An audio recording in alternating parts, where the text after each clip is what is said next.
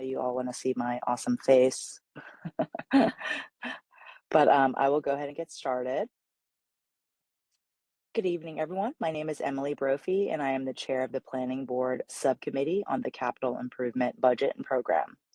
I would like to acknowledge the committee members present with us this evening. When you hear your name, please say aye. Just remember to also unmute your mics. Mr. Array, I know he is having technical difficulties. Mr. Brady. Mr. Duvall. Oh, okay. Aye. Aye. Thank you, Mr. Duvall. Ms. German. Aye. Mr. Halupka. Aye. Mr. Heckman. Aye. Mr. Heinel. Mr. Hinton. Here, or aye. Mr. Johnson. Aye. Miss Lilly. Aye. Miss Muneses. Aye. Miss Panero. Mr. Schulman. Aye. Mr. Tennant. Thank you, everyone. Tonight, we are meeting in a work session to hear from the Department of Recreation and Parks, the Property Management Division of the Office of Budget and Finance, and Baltimore County Public Library.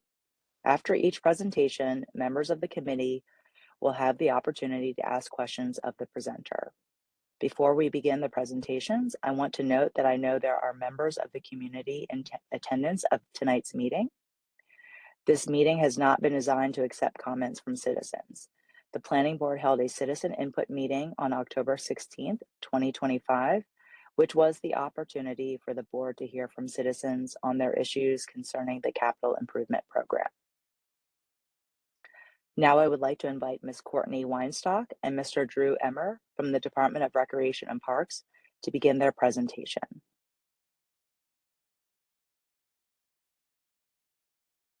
Good evening. It's just going to be me. Courtney is unable to make it. Thank you, Mr. Emmer. Welcome. Thank you. All right. Do you have our slide deck?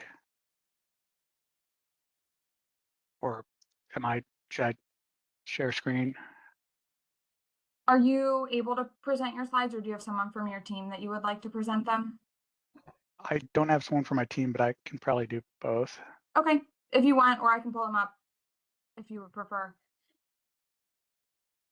I think I can do it.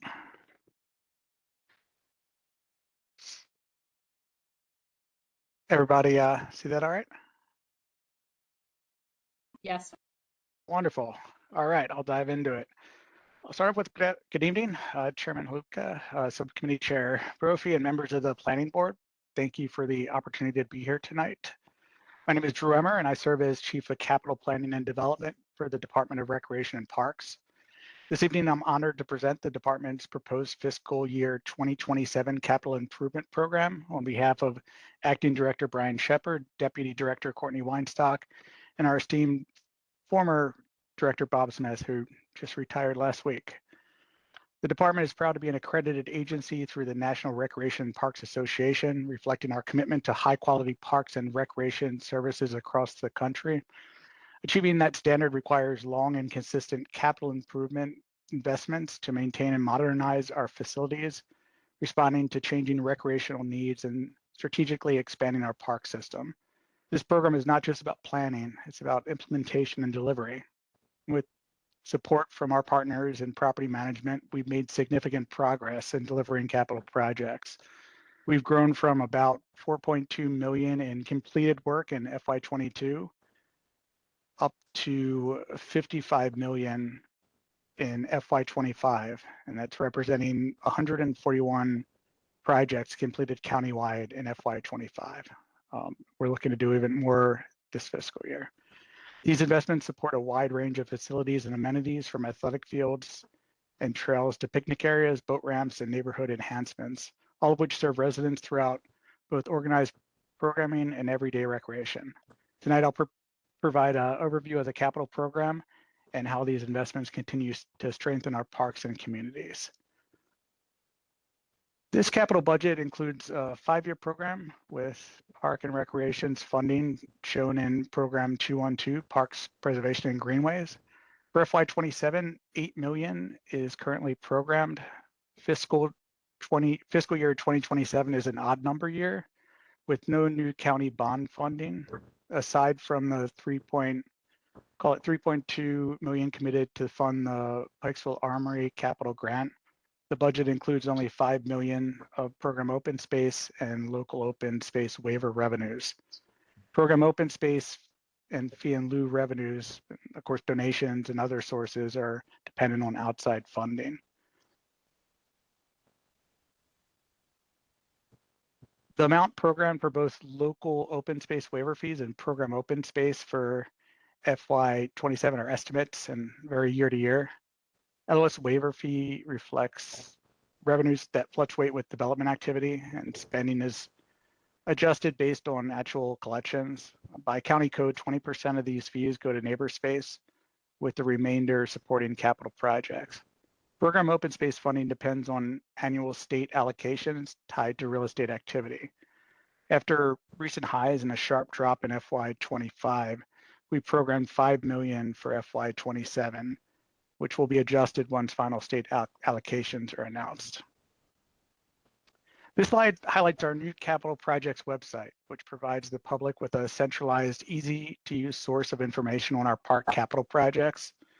The site includes project timelines, design concepts, and scope details, helping residents better understand what is planned and when. More importantly, this website strengthens transparency and community engagement. It gives residents a clear way to stay informed, provide input, and see how community feedback helps guide our decisions throughout the life of each project. There are 7 project categories through which capital funding is allocated. These categories hold budgeted capital improvement funds, and specific project allotments are later created to initiate projects. For example, playground renovations are usually funded through P301, that's recreation facility renovations, while new park developments are funded through P309, which are greenways, stream valleys, and trails. I'm sorry, that's our community neighborhood park development in P307. The first project category is P16, that's neighbor space, which is the one that's restricted to the annual open space fee and lieu share, and that's per the county code. Each other category has distinct focus, which the upcoming slides will explore. Next up, P301, recreation facility renovations. This category is the primary source for park and recreation facility renovations and capital funded maintenance. A strong county investment in this project category is essential, as some revenue sources like program open space are intended to be expended on park acquisition, development enhancement, and may only be used for renovations on a limited basis.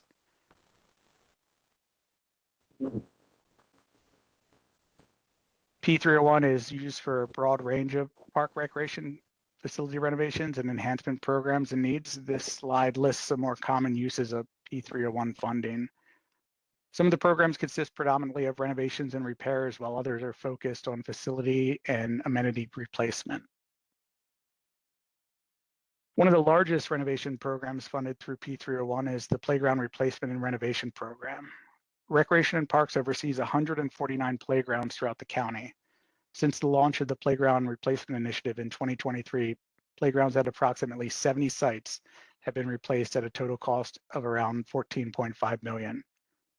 A significant portion of this funding came from the American Rescue Plan Act, ARPA, which supplemented county funds and other revenue sources to help accelerate these improvements. Currently, we have 1 playground under construction, weather pending, and 18 more scheduled for completion in the calendar year 2026. As we continue to work through our playground matrix, which prioritizes sites based on regular maintenance inspections, we'll continue to evaluate that and keep everyone informed. The next slide highlights how we partnered with our communities to thoughtfully plan and design these playgrounds and improvements.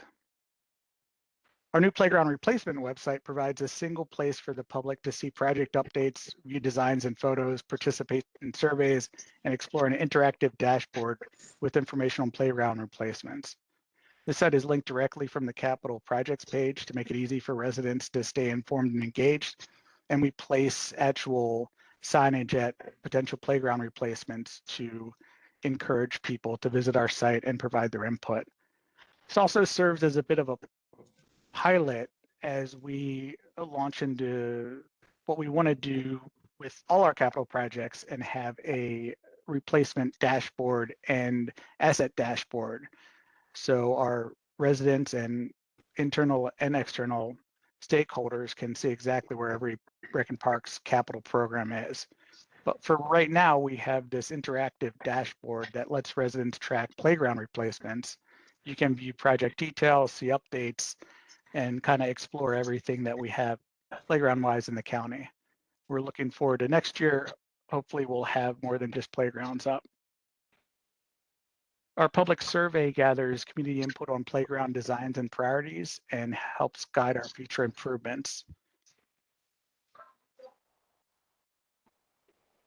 Our sport court renovation program, another major P301 program. We maintain roughly 225 tennis and multi-purpose courts at parks and elementary school recreation centers. In recent years, pickleball lines have been added to meet growing demand. Recently completed projects are on this slide. There's quite a few of them, and we're evaluating our court replacement matrix to identify upcoming replacements. We've completed over 40 court replacements since FY23 and currently have 6 in review for potential replacements, budget depending.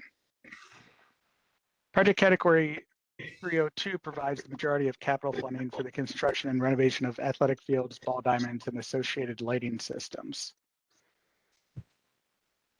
This slide highlights the wide range of projects funded through P302, from small upgrades like player bench replacements to large playground projects like new fields, diamonds, and lighting systems. Ongoing P302 programs continue to support nearly 390 ball diamonds at parks and elementary school recreation centers. This project category also funds the replacement of synthetic turf fields.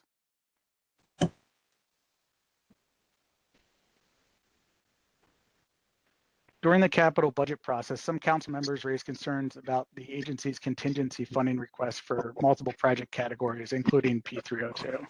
Unlike most capital funds, contingency funds aren't tied to specific projects. They're used for miscellaneous needs, emergencies, and public safety issues.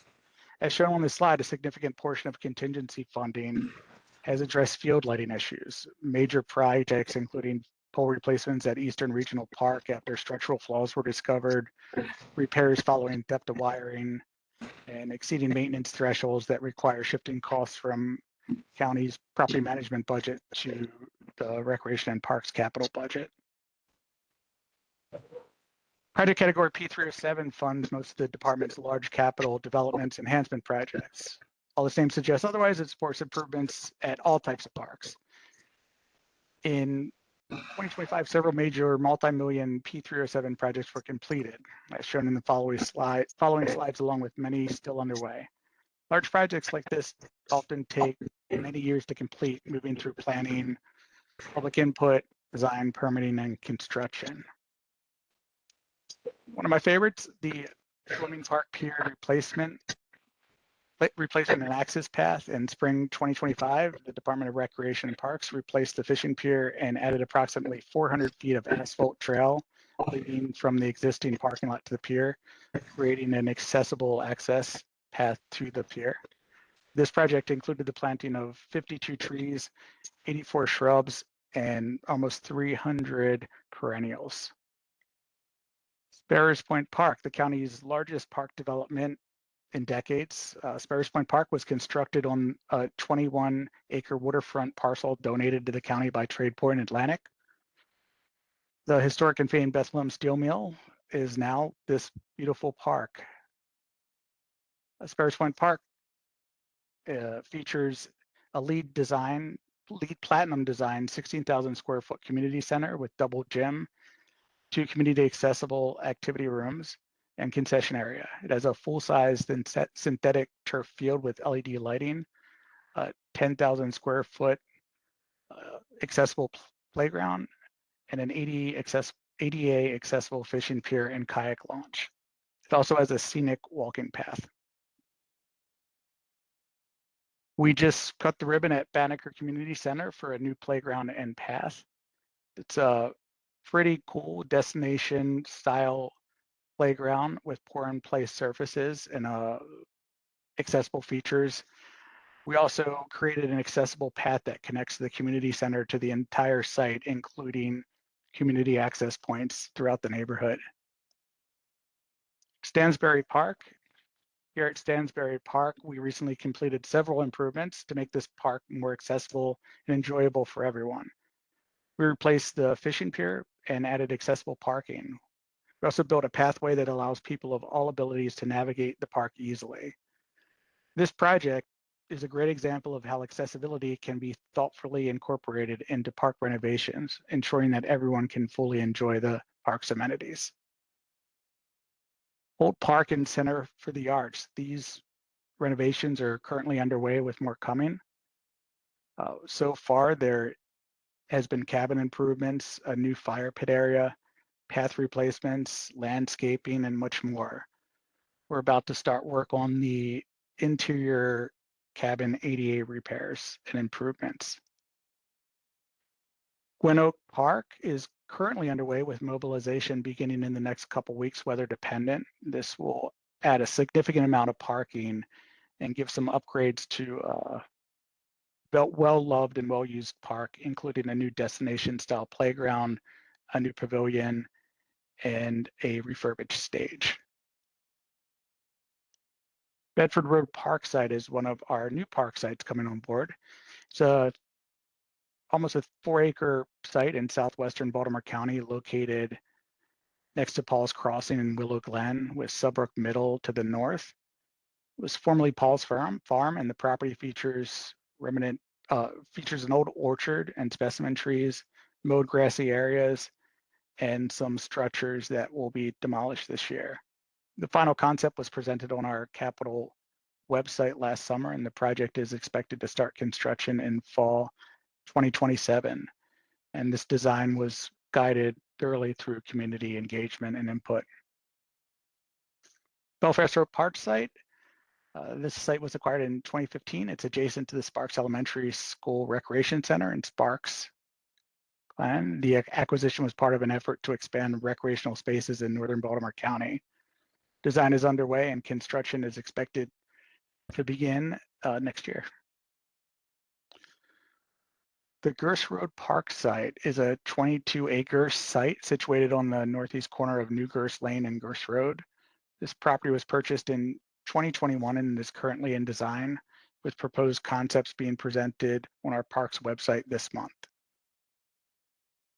Oregon Ridge Park, as part of the Oregon Ridge Master Plan, which helped us develop a long-term plan for improvements, has led us to begin with a master trail plan. This will include an accessible loop trail along with many other trail improvements. That's currently in design, and public engagement for a replacement band shell will begin this year. At Northwest Regional Park, we have the county's first splash pad in design. It's complete with new comfort stations, and we feel this project will complement the existing park and the Ravens Destination Playground in the same location. Construction is expected to begin in 2027. Moving on to P309, Greenways, Stream, Valleys, and Trails. This is used for trail and path renovations, enhancements, and construction. A total of $300,000 is presently programmed for this project for FY27, which is dependent on the amount of program open space funding received. The $900,000 second phase of Fort Howard Veterans Park enhancements completed in December 2024 added a paved accessible path to the shoreline and a accessible canoe and kayak launch. This project supports the county's long-term water trail goals and included extensive plantings to protect the Chesapeake Bay critical area. The $600,000 Milford Mill Trail renovations at Villanova Park are complete, including repaving nearly a mile of trail, rerouting an erosion-prone section, and replacing a boardwalk bridge, paving the parking lot, and improving drainage. Next, project category is P601, our Park and Recreation Facility Acquisition Fund. This funds property purchases for park purposes. For FY27, $3 million is programmed, which is depending on the amount of program open space funding received. The funding programmed almost entirely from program open space, which requires at least 50% of the annual allocation to be used for parkland acquisition, is used to provide open space and future parklands throughout the county. So we're always looking.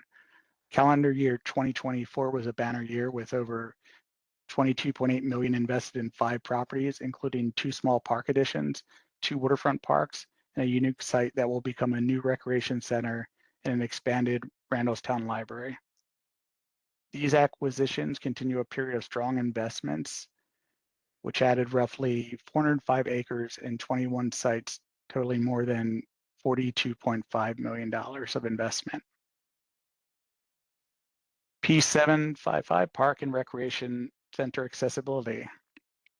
This project category funds accessibility improvements, including upgraded paths and facility renovations. The department works closely with the county's Commission on Disabilities to make sites more universally accessible. We recently conducted an accessibility study looking at some of our sites around the county, and additional projects prioritized in the study will be funded through remaining available capital funds. This program previously funded the $900,000 Rocky Point path renovation at Rocky Point Park. This was funded in part with ARPA dollars. It's complete and was in use for the 2025 season. The point at the end of Rocky Point Park has long been a popular destination for fishing, as well as enjoying a scenic waterfront vista. This project replaced the eroded path with elevated boardwalks, improving safety and accessibility. It includes a new pavilion at the pass entrance and accessible parking. Rosedale Park renovations and enhancements. Rosedale Park, a 19.8-acre community treasure, will undergo a major renovation focused on expanding access for all visitors. With the design phase nearly completing, this project will not only enhance the park's features, but also significantly improve accessibility to its existing facilities and amenities, ensuring a more inclusive and enjoyable experience for everyone. On behalf of the agency and the countless individuals we serve, thank you for your continued support, and I'm here if there's anything else. Thank you, Mr. Emmer. Does anybody have questions for Mr. Emmer? If you do, please raise your hand and I will scroll through all the windows to make sure I get you.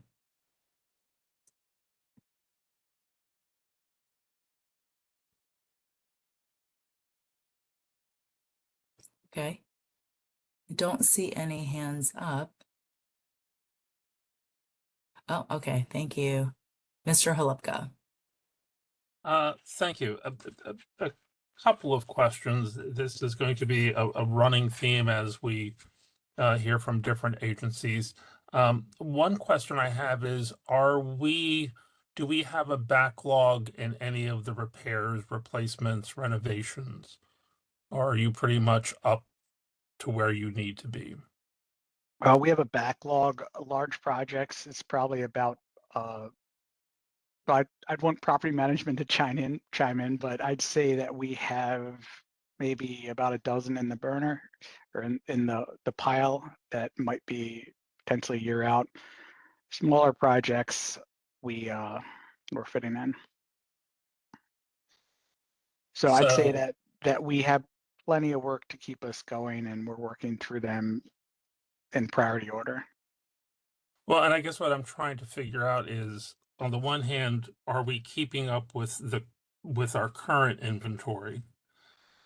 And it sounds like the answer is not completely. That be correct? Say again. Are we keeping up with renovations and repairs with the current inventory? I'd say that we're doing the best we can while also being careful about what we bring on board with limited resources. Well, So that was going to be the other part of my question. You presented several, plans for a number of new facilities and renovated facilities, and I'm trying to get a sense of how much are we keeping up with what our current demands, and are we sinking further behind as we add new projects in? And that's what I'm trying to get some sense of how those things play out. I can jump in if you'd like. I'm Sure. Deborah Schindel. I am Chief of Property Management, and we build and maintain typically all the general government buildings and facilities. So we do all of recs, all of Rec and Parks. We do all their buildings, plus we do police, fire, libraries, and all of them. There is a very fine line. You're absolutely right. You can give us endless money, but the resources to complete those tasks are also have to be taken into consideration. So we've been so genuinely blessed across the county to have been given record funding, not only in rec, but throughout other departments.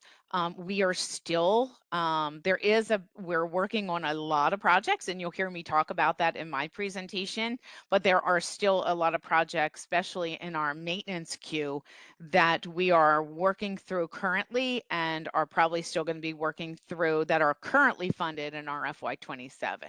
So you'll probably see a lot of things that we're working on globally from during my presentation, and you'll hear us talk about, there's a balance, and that we're not asking for, at least property management's not asking for a huge net new funding for FY27 because we want to complete the projects for other agencies and ourselves, if that answers your question. Sort of, kind of. So, for example, when we heard just the other day from the Department of Public Works, I believe the number that they cited was that they were about, let's see if I can find it now, that they had a $400 million backlog in highway repairs. And we discussed some of the reasons of that. And I'm just trying to get a sense of, how much of a backlog do we have in our current maintenance at the moment for Rec and Parks, but we'll then get to other facilities. can I add something to that? Sure. So yes, we presented a lot. We're being very strategic about what new we're building. A lot of our capital funds, we're focusing on taking care of what we have. We have a couple park developments that are in the works, but those are what you'd consider a fairly passive park without structures, similar to what we just built at Meadow Creek Park. We're talking about there's not no maintenance, but we're not looking at building buildings. And beyond that, our budgets are split between operational and capital. Whereas, the capital budget is covering our long-term investments that, improve and expand the facility. The costs are capitalized over time. Whereas the operational and maintenance expenses keep up the day-to-day minor repairs. They keep the facilities running, and they're paid out of our Rec and Parks operational and maintenance budgets. So essentially, there are two different budgets under Rec and Parks. One that covers the day-to-day maintenance, keeping things open, and the capital funds that fund the capital long-term repairs. But we work together to make sure that we have enough operational funds to maintain what we're building. Okay, because if at some point, I don't necessarily need to see all the slides, but one of the slides you presented early on had the LOS and POS funding sources coming in, and it looked like both of those were seeing significant drops in the last couple of years. And do you have any sense what the next several years is going to look like? I mean, are we going to continue to be at this lower level, or do you think that'll rebound at some point? Well, we'd hope that it would follow the way it's always been, where it rebounds, but it's one of those unknowns. With LOS waivers, we've seen a significantly change in how developers are finding different ways other than LOS waivers to provide that. So I don't think LOS waivers is something that we see coming back. But as far as the program open space state funded, and that's going to relate to real estate transactions and the state. Obviously, if the state is hurting, they could pull those funds away. So as far as trends go, I don't want to make any assumptions, but I don't see that. I see it coming back eventually, but not in the next few fiscal years, which Okay, is why we're because being very strategic. I mean, because what we've been hearing is that the pace of development has dramatically slowed. And I know the state's looking into issues of are there ways to try and get more development, but at least the current trends don't show a lot of development occurring. And again, so part of what I'm trying to figure out for the planning board is, you know, both currently and as we're looking down the road, what will the funding trends be? And that's why I'm curious, like, what's the current backlog as we begin to add more projects? How will that add to the backlog, and how do we balance all of those things? I'd say that our mission at Rec and Parks is to work through our, you know, I hate the word deferred maintenance, but some of our deferred maintenance and really taking a look and getting work done at our existing parks. And that's going to be our focus for the next few fiscal years. All right. I've taken up enough of your time. Thank you. Thank you. Thank you, Mr. Halupka. It looks like Mr. Array has a question. Mr. Array, please unmute yourself. Thank you. Guy, can you Yeah, hear now me? we can hear you.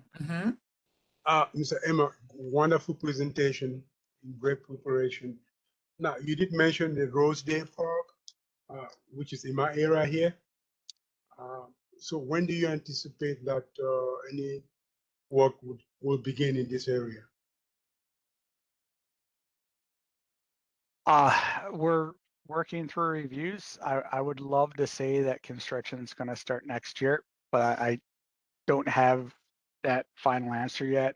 I can tell you that as soon as we have something good and detailed, we'll post that timeline to the capital projects website. But I can tell you that we're nearing completion on design. Design's been going on for many years. There's been a lot of environmental constraints that we've had to work through on that site. Yes, it needs a whole lot. Thank you. But it's one of the ones that I'm really looking forward to because I almost fell completely down walking from that top parking lot. Thank you. Thank you, Mr. Array. Does anyone else have questions for Mr. Emmer? Okay, not seeing any. Thank you so much, Mr. Emmer. We appreciate the presentation, and thank you for sharing that website. I didn't know that existed, so that's really great for us to share with everybody we know as well. Thank you. I'll put the links in the chat as well. Perfect. Thank you so much. Welcome. Okay, now I would like to invite Miss Deborah Schindel from Property Management to begin her presentation. Thank you. I would like to also acknowledge with me today, I have Nicole Finneyfrock, the Assistant County Property Manager, and Greg Dorian, Chief of Capital Construction Unit. I also want to thank Liz Zonger, who is going to control the slideshow for me and actually did the presentation for us, and all of our partner agencies that work with us, such as Recreation Parks, library staff, police, fire, corrections, and all the other agencies we work with. This is the capital improvement FY fiscal year 2027 for property management. And for those who do not know, property management is a division that is actually under the Office of Budget and Finance. Next slide, please. I wanted to take a few minutes to do a high level overview of property management, since many of our units have involvement in the capital projects at some level. So property management provides services to all constituents and agencies within the county. In property management, within our property management, it's customer service, building maintenance, grounds maintenance, custodial services, lease management, and capital projects and enhancement. Next slide, please. Very quickly, in our customer service unit, we have 20 staff, customer services, who support various units that make up property management and also provide service assistance with concerns shared by constituents, council offices, and the executive office. And this is just a real brief overview of how many concerns or special events that we handle in this unit. The gray shows how many was completed in FY25. The red shows how many work orders or concerns came in to date as of FY26. And then the yellow is to show how many are currently open. And as you can see, we broke it down into our customer service deals with our special events, meaning all the setups we do for stage requests or executive requests or town halls. We have tree concerns that come in that we track separately, constituent concerns, and then council and executive and council concerns. Next slide, please. A little bit about our building maintenance unit because they also handle capital funded projects. With 29 craftsmen and various contractors, the building maintenance unit maintains a total of over 260 primary buildings and 675 ancillary buildings and structures, including but not limited to community centers, senior centers, libraries, fire stations, police facilities, and pavilions. During FY25, building maintenance responded to 18,217 work orders. And so far in FY26, they have completed 9,315 work orders with 1,687 still open. Over 6.3 million square feet of building space is what we maintain. Our future net new increase of approximately 163,000 square feet. And these are some of the future buildings that you all probably are very familiar with that are coming into our portfolio very shortly.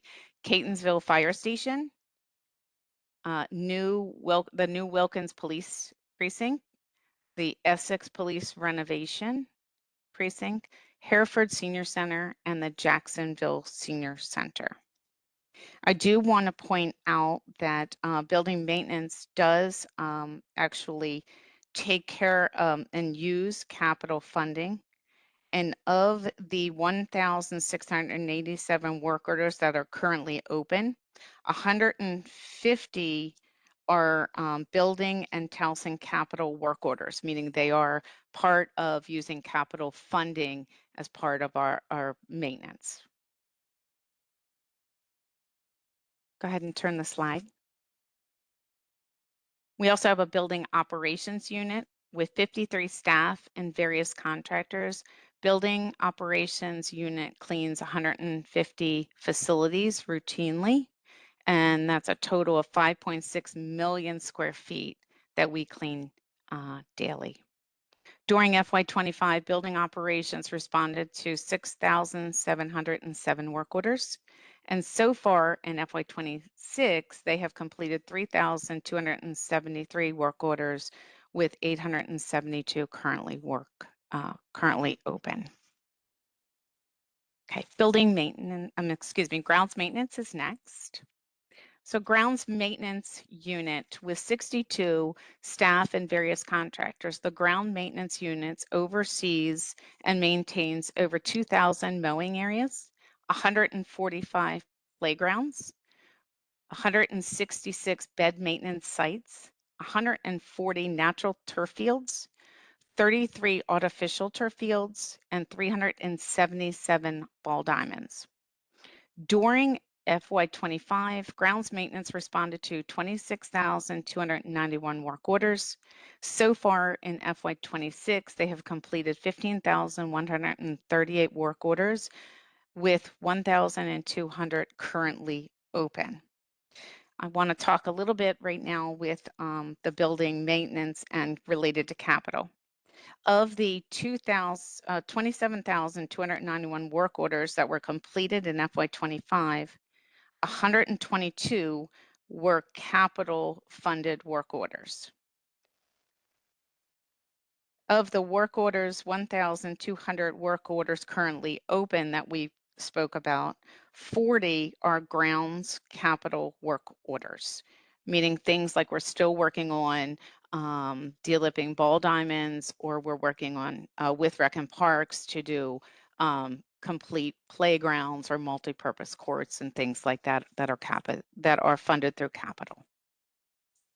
Okay, turn the page, please. A little bit about, and most of you are probably familiar with, our capital construction and engineering and design unit. This unit is comprised of 26 staff members. 202 work orders were completed in FY25. This is where, just for those who don't know, a lot of our large or medium-sized projects tend to go to this unit. 108 work orders have been completed in FY26 to date, and 195 work orders are currently open, 102 of which are also expected to be completed in FY26. And I wanted to just point out a couple of the pictures. If you could go back, I'm sorry, Liz. The top right is the installation of new EV charging stations. For those who have not seen, the center picture is the new Parkton landfill ground-mounted solar installation that was done. And then the lower one is just an example of an office renovation. So you can see this unit really goes from one extreme to another. We're building new buildings, we're building solar, we're putting EV charging, or we're doing renovations, small renovations in office buildings. Very, very diverse in what we do. Okay, thank you, Liz. If you could turn the page. The last few years, we have had record-breaking capital funding into our new building repair, renovation, and minor addition budget. We refer to this as 210P036. And as you can see, these numbers have gone out dramatically, and we've been very successful. In 2024, for example, we received $79.8 million. In 25, we received $48.9 million. And in 26, we received $89.5 million in capital funding. This reflects a very large investment into our existing building equipment and infrastructures, so that we can maintain all of the buildings that we related to. And I always tell people, just to put it in perspective, many of our deferred maintenance is really 30 years overdue. A lot of our equipment that's in these buildings are beyond or at their life expectancy. Okay, we can go ahead and flip the page. Each year, we like to illustrate the criteria that's taken into consideration when PM assists OBF in the budget development. And as you can see, we take into the consideration the master plan, we look at sustainability, we look at the budget, we look at operations, what's mandated, what's timing, and then community. And all of those things are flushed out as we start to try to develop our requests for each year and how we can move forward. Liz, you can turn the... Throughout the agency capital funded projects that are currently open, and this includes all of our department, we have a total of 392 capital funded projects that are currently open. 31% of those work orders are customer or constituent generated. And right now, 69% of all the work orders we're working on are what we call property management generated. The building assessment, or FOSS score, contributed to 83 open work orders, or approximately 31% of 269 work orders that we have. So that is where we have spent, property management and the county has spent a large investment trying to, for those who don't know, we had a building assessment done 2 years ago. Now we have a capital plan so that we can start replacing that equipment. And that's why you're seeing a large portion now of what capital funding and what we're working on is part of maintaining infrastructure in our existing portfolio. Go ahead and turn the page. What types of capital funded projects that were completed in the fiscal year? And this is again through all of our every department. We had 324 total completed. We had renovations and new equipment. We had 130 work orders that were completed in that area. Design and study was 8. Construction, we had 6. Repairs, 161. And office moves or furniture replacement was 19. So this really truly illustrates that we really are here in property management, as we support our agencies in their new development, really focusing as a county on replacing equipment, putting new equipment in, or making repairs or doing preventive maintenance repairs. You can turn the page. Some of the projects that we really wanted to reflect that have been recently completed is the Pikesville Senior Center Library rooftop unit replacements, the Randallstown Fire kitchen renovation, the Edgemere Senior Center HVAC replacement, Liberty Family Resource generator and UST replacement, the Bicota renovation, which is pictured here to the right, where you can see we put the new awning, we addressed the and their handicap that was not any longer accessible for individuals in a wheelchair to go up. It was very steep. The Franklin Police Precinct roof repairs, Pikesville Police Precinct UPS replacement, and the Addie Senior Center roof replacement. Let me turn the page. Some FY26 projects updating. The new Catonsville New Catonsville Fire Station. It is currently under construction and it'll be completed winter of 28. The Dunbarton House, where we're repairing the foundation, the roofs, the walls, and the windows. Construction is expected to begin fall of 26. The new Wilkins Police Precinct, construction expected to begin in spring of 26. Pikesville Senior Center Library, elevator modernization, design expected to begin in summer of 26. And the Hannah Moore Center new SOD complex is currently in design. Construction is expected to begin summer of 26. Let me turn the page. The new Hereford Senior Center design expected to be complete in the summer of 26. Essex Police Precinct, construction expected to begin spring of 26. Cockeysville Senior Center parking lot expansion, construction expected to begin summer of 26. Fullerton Fire Station, it's a women's locker room renovation. It's under construction and we expect to have completion expected winter of 27. And the Police Marine Center, the parking lot repairs, construction expected to begin in late winter 26. Let me turn the page.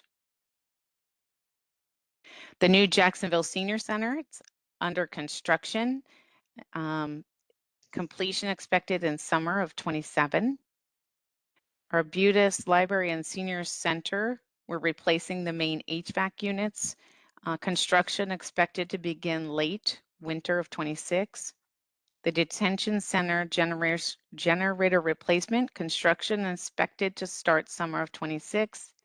White Marsh Police Precinct, we replace inline exhaust fans, construction expected to begin late winter of 26.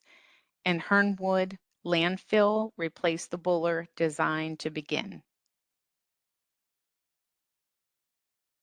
Drumcastle Government Center, we're modernizing 3 elevators. One is already complete, one is under construction, and construction of the final elevator is expected to begin in summer of 26. Essex Senior Center, replace fire suppression system, it's currently under review. The Brooklyn Fire Station, replacement remaining P-tax, which is an HVAC unit, currently under review. And the White Marsh Library roof replacement is currently under review. Let me turn the page. The Jacksonville Senior Center, repairs and replacement split unit air conditioners, construction expected to begin late of winter of 26. Police aviation, the replacement, the overhang doors, it's currently under review. Victory Villa Community, we're going to replace the furnace and add natural gas lines. That's design expected to be complete summer of 26. And the Westview Fire Station, we're going to replace the remaining P-tax with a VRV cassette system, which is a new HVAC system. Construction to begin in spring of 26. The Alms House, the replace the exterior porch railing and hand railings is currently under review. The Eastern Family Resource Center, replace water heaters, construction expected to begin in summer of 26.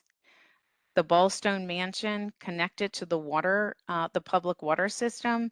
It's currently under review. And Randallstown Fire Station upgrade alerting system is also currently under review. Can turn the page.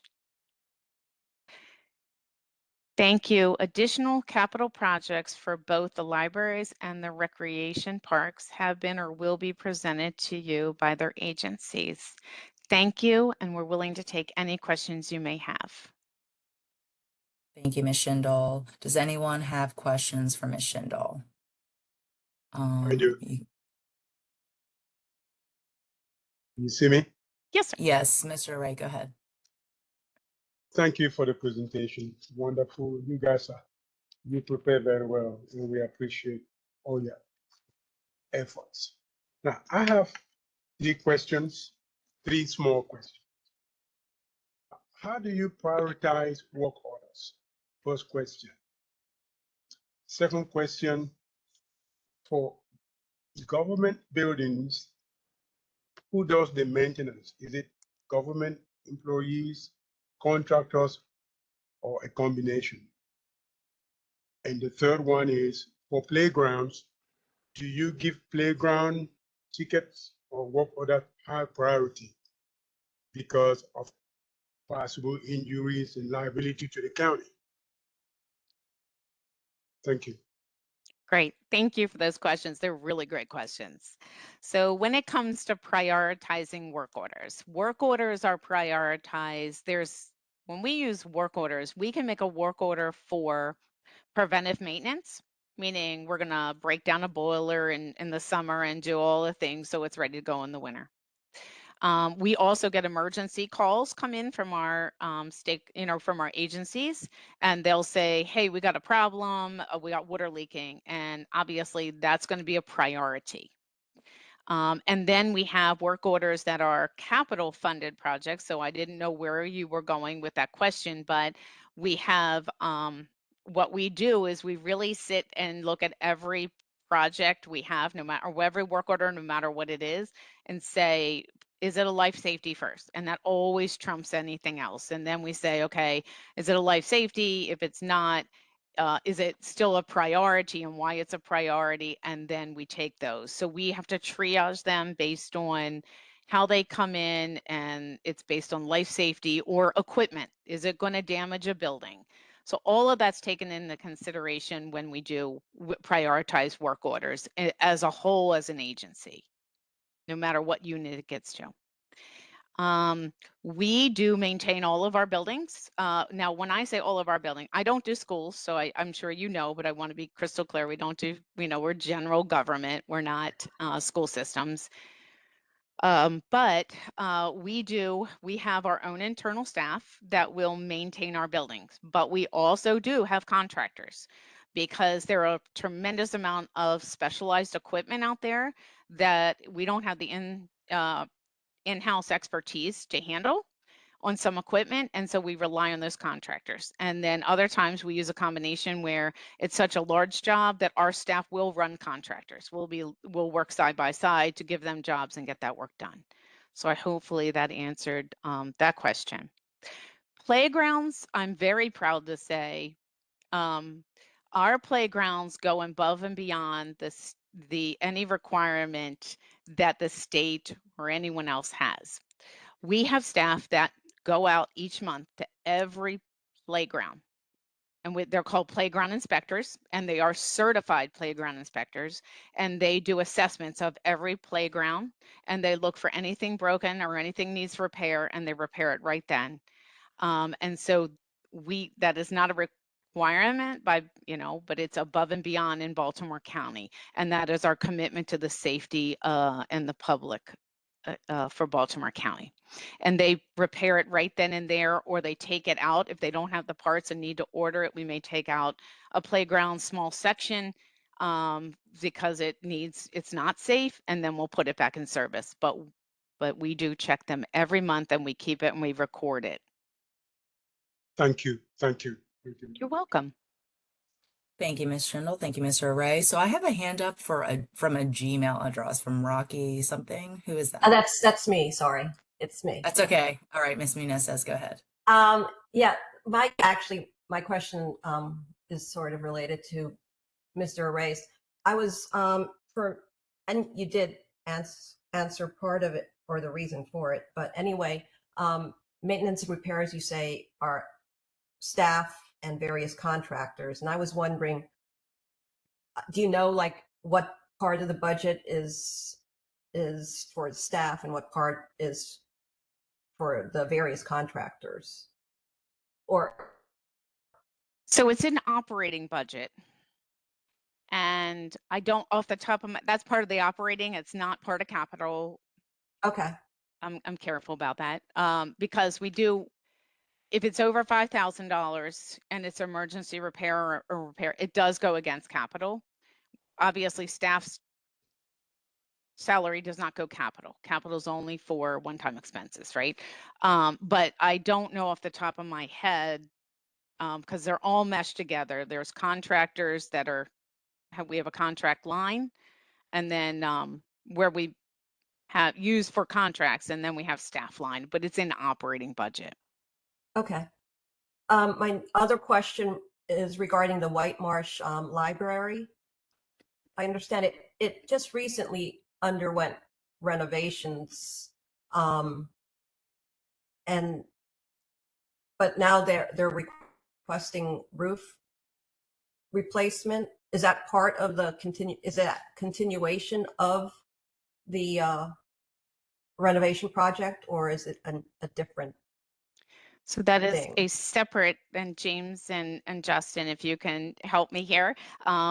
So the roof replacement is not part of what they are large what they're renovating, because they're doing an interior renovation.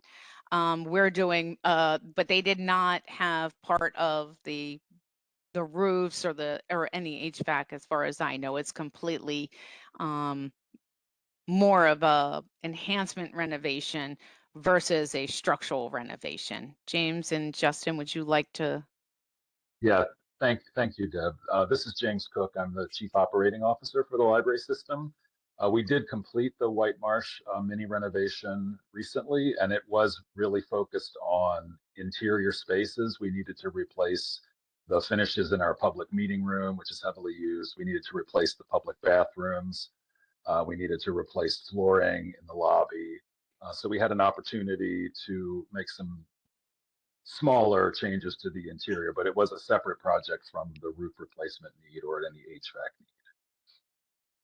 And two different funding sources, I should mention too, right? Yes, So the White Marsh, yeah, the White Marsh renovation that we completed was funded from library fund balance, so it was a separate funding source. Correct.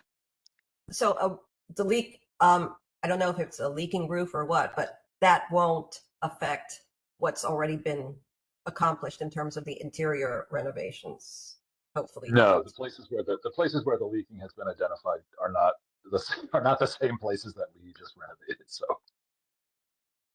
Okay. Okay, thank you. Mr. Holupka?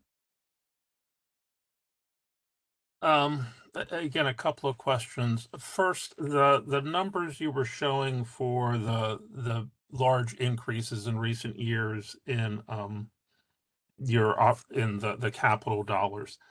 how much of that was county funds and how much of that was from other sources? I guess I'm thinking in particularly the ARPA money.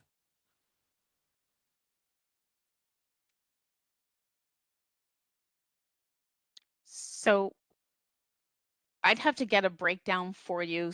I'd have to get you a breakdown. Some of this is bond money and some of this is PAYGO money. I don't believe ARPA was in that number at all, but I can get you the breakdown. So, I mean, again, looking out over the next couple of years, do you think we're going to be sort of staying more at that 60, 70, 80 million or going back down to that 20, 30 million? I would probably say it's going to go back down to the traditional level funding. And I don't want to speak for the OBF. I know that they have a base funding.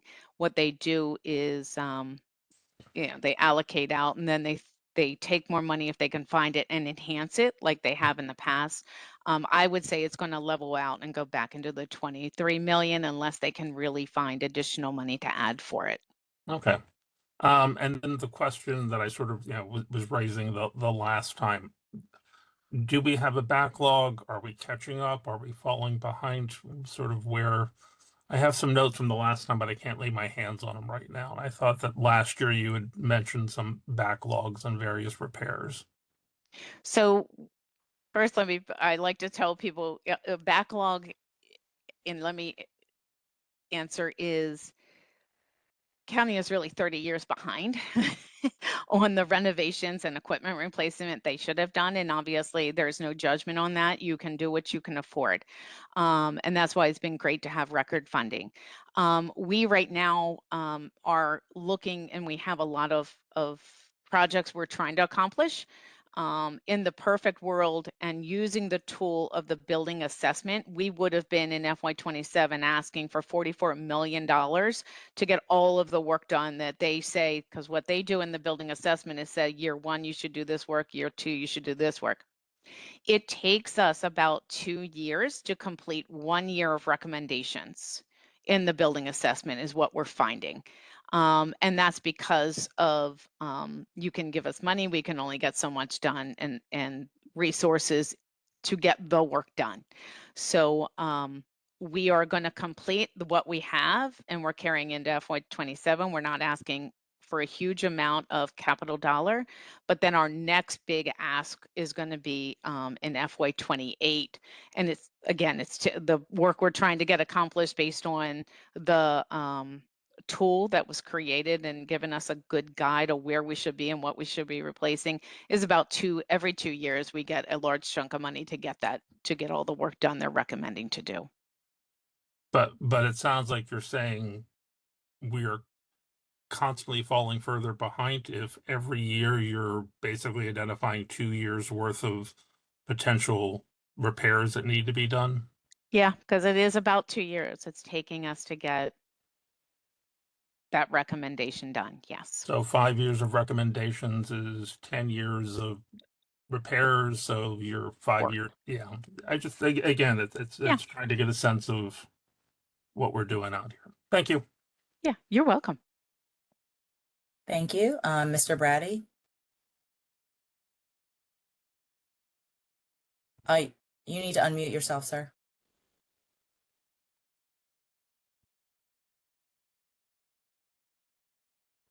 Unmute, Ed. I'm trying to. There you go.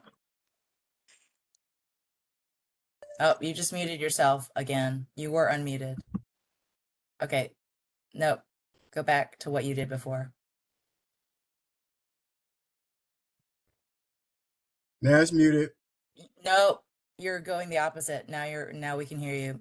Okay. Let me hurry up and do this before I mute myself again. The Jacksonville Senior Center. Yes, sir. Is that a renovation or is that a new building? That is a brand new building behind the existing building. So what happens with the existing building once the brand new building is completed? So Rec and Park stays in the existing building because, as you probably know, it's a shared facility. Aging's on Yes. one side, Rec's on the other. My understanding is Rec and Aging then will have a joint use, and Drew probably can speak better of this than I can, but they will talk internally and they plan to use it together. But that will be that Rec will be able to expand to that side, and Aging then will still continue to use some of the existing building. So it'll become a kind of partnership with them, and then Aging will have the building in the back. All right. This is Drew. Deborah, you're correct. We're working on we're in the middle of an MOU and we're going to be using each other's facilities. We're friendly. Okay, thank you very much. You're welcome. Thank you. Are there any more questions from the board? I don't see any more hands up. So thank you so much, Ms. Schindel. We appreciate it. Thank you. Okay. Finally, I would like to invite Mr. Judson Hartzell from Baltimore County Public Library to begin his presentation.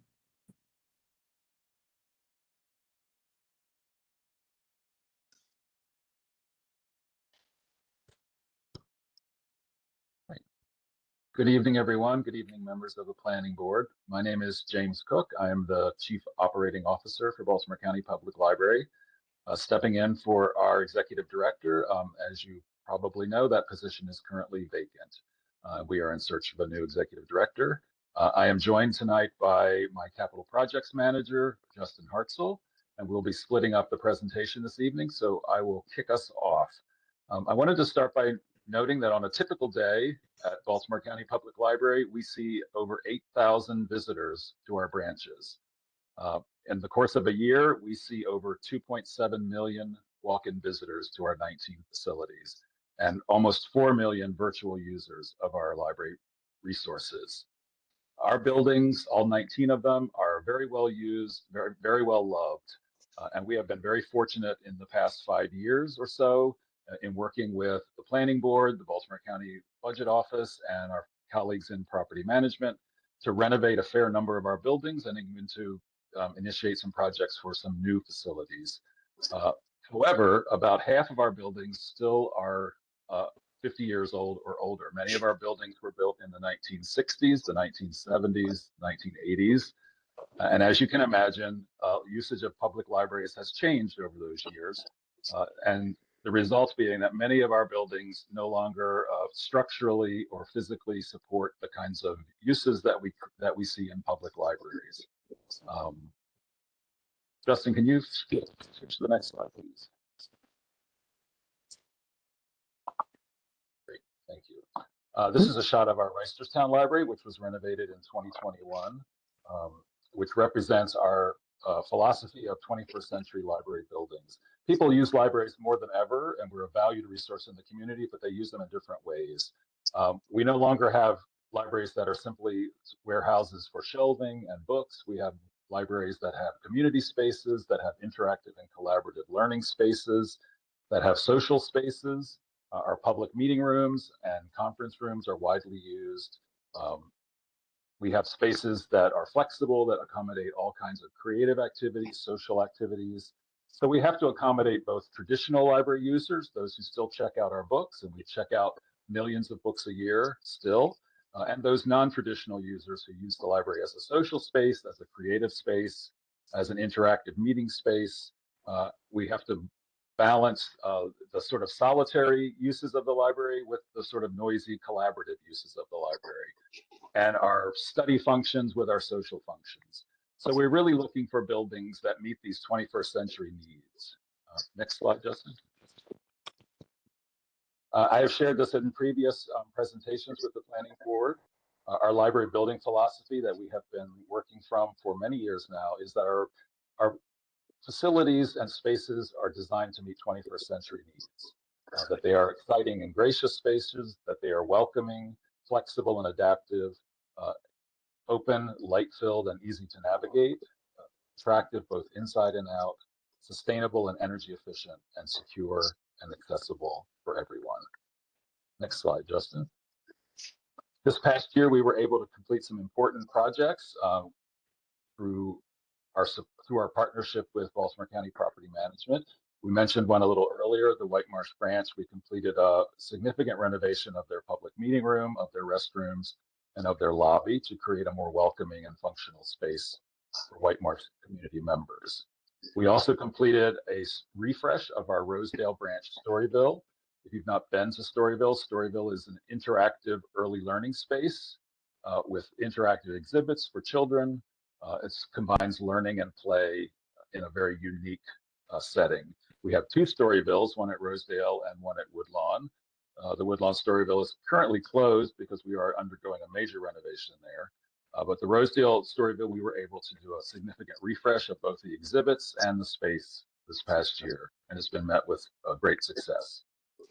Our other project that we completed this year was to create, thanks to the support of the County Council and our county partners, a temporary mini library for the Woodlawn community to serve that community while we are in the process of a very significant renovation of the Woodlawn branch. And we'll talk about that a little bit later. That new space is at 6660 Security Boulevard. It's a 4,000 square foot library space, and it's already being heavily used and very appreciated by the Woodlawn community. That community in particular, we have a large renovation going on of the main Woodlawn Library, and it's going to take a couple of years. And we felt that that community could not be without library service for that period of time. So we were very excited to have this temporary space to meet the needs of the community. And now I'm going to let Justin talk about our current project slate and also some of our future projects. Justin. Yep. Thanks, James. Good evening, everyone. From the slide that I'm on right now, I wanted to quickly point out the digital monument signs at the White Marsh and Rosedale branches. These projects are tracking to begin in winter 2026 and conclude in spring of 2026 when the temperatures allow for the necessary masonry work. We are using library funding of about $200,000 to cover these two projects. The Woodlawn branch renovation and expansion is currently under construction. The contractor is North Point Builders and architect is Quinn Evans. The two-level modern facility has a budget of $22 million provided by county and state funding. We are currently piloting our first time-lapse camera and will continue to share footage on social media to interact with customers. And construction began in October 2025, with the library expected to reopen in the summer of 2027. At 8212 Liberty Road is a $55 million state-funded and co-located project with Baltimore County Public Library and Baltimore County Recs and Parks. We are working with architect Grimm & Parker, and currently we recently completed 30% schematic design in December of 2025. This particular project is tracking for construction to begin in 2027 with an expected opening sometime in 2029. And then our big one that we're looking at now is funding and fundraising priority moving forward is for the new Essex branch, which is to be located at 1517 Old Eastern Avenue. We used $7 million in state and county funding to purchase 4.5 acres of land, clear the property, and complete new building designs to 30%, also with architect Quinn Evans. And construction needs for this particular project is estimated at $48 million present day to create this modern community library that we're really excited for. So those are all of our current projects and upcoming. And at this point, I'd like to thank everybody and let me know if you have any questions. Thank you, Mr. Cook and Mr. Herzl. Does anyone have questions for them? Let's see.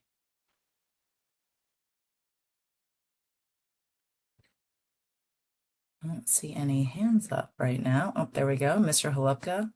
So same question I've asked everybody else. What kind of backlogs are you facing? Are we catching up or falling behind?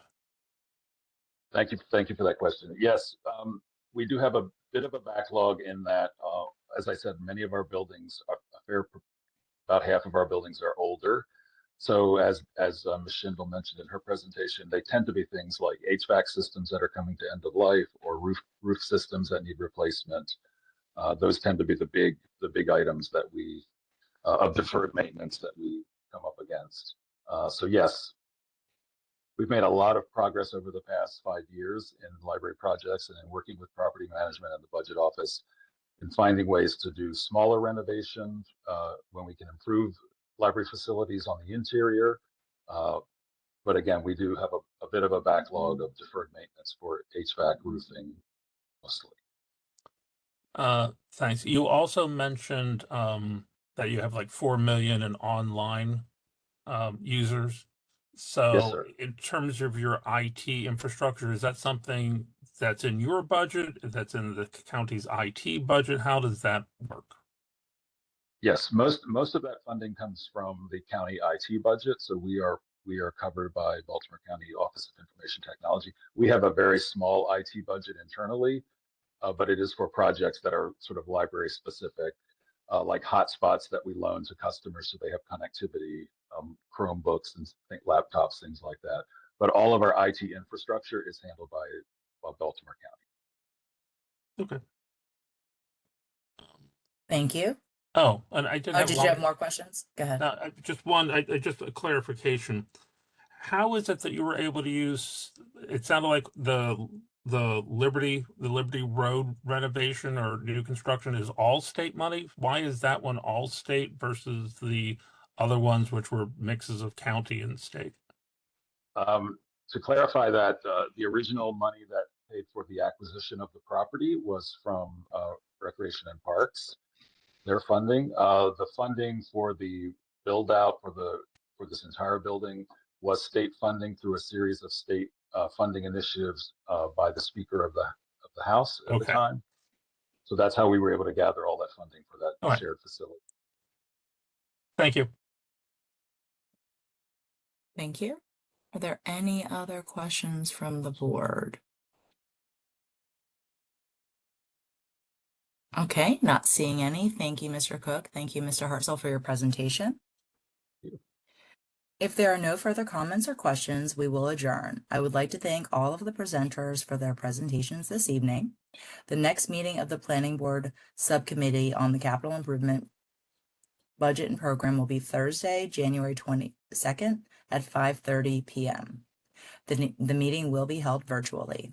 Information for that meeting can be found on the Planning Board's webpage. Thank you for attending tonight, and this meeting is hereby adjourned. Have a great evening, everyone.